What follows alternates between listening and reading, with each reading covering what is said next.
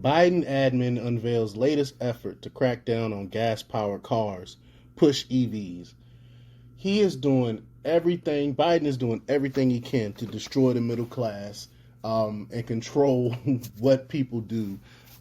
He's pushing this green agenda because it's about power and it's about control. Y'all know I say that many times. And we effectively are losing our middle class if it's not gone already.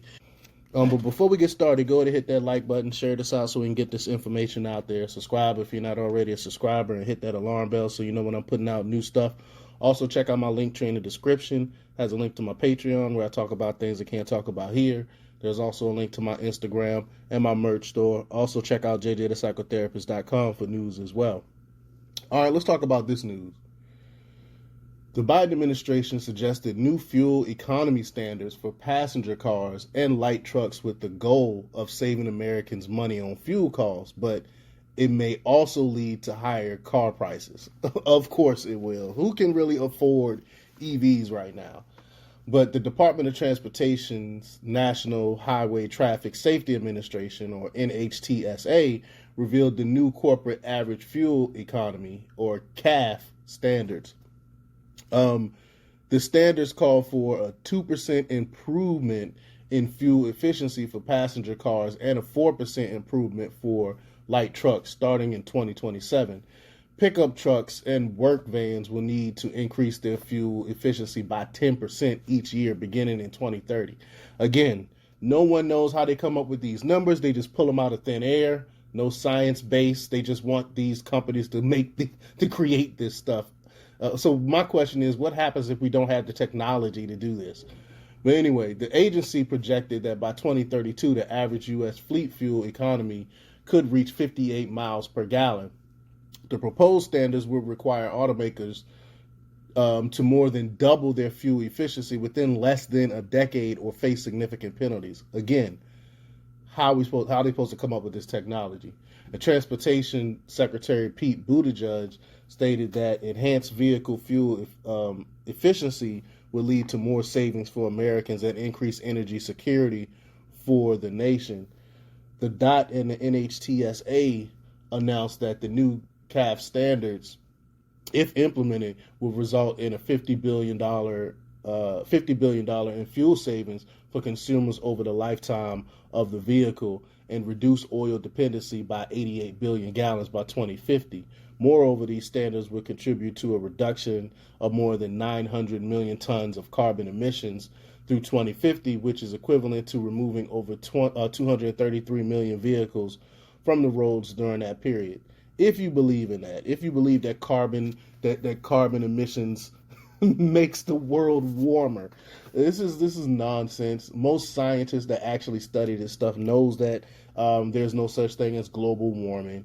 This is basically used for scientists to make money and again about power and control. The NHTSA acting administrator Ann Carlson mentioned that CAF or CAFE standards have driven the auto industry to innovate in improving fuel economy, benefiting the nation and its people. The proposal is expected to face significant opposition from Republican lawmakers, the fossil fuel industry, and automakers.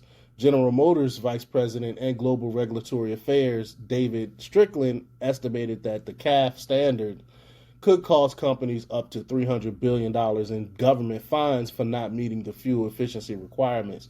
In March 2022, NHTSA finalized the proposed CAF or CAFE standards for model year 2024-2026, requiring an industry-wide fleet average of about 49 miles per gallon by 2026.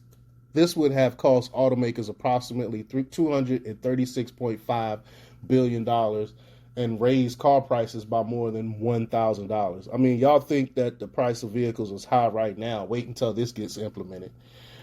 No one will be able to afford a new vehicle. But the recent proposal comes 3 months after the EPA's proposal for aggressive tailpipe emission standards aimed at making 67% of new sedan, crossover, SUV, and light truck purchases electric by 2032. NHTSA stated that its rules would align with the EPA's emission standards.